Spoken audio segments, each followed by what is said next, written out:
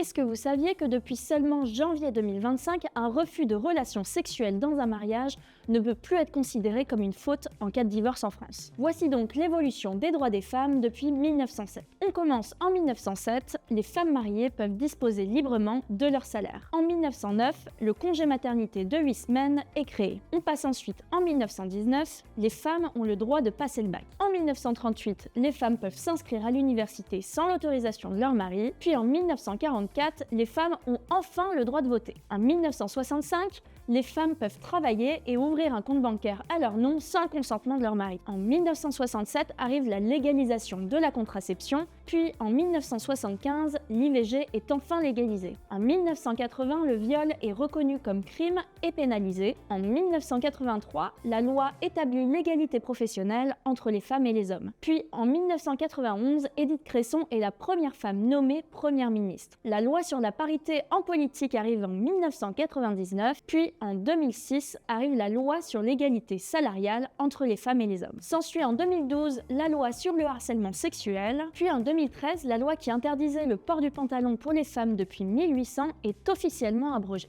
On arrive en 2020 avec la gratuité de la contraception pour les mineurs élargie aux filles de moins de 15 ans. En 2021, la PMA est élargie aux couples de femmes et aux femmes célibataires. Et enfin, en 2025, la CEDH reconnaît qu'un refus de relation sexuelle dans un mariage ne peut être une cause en cas de divorce.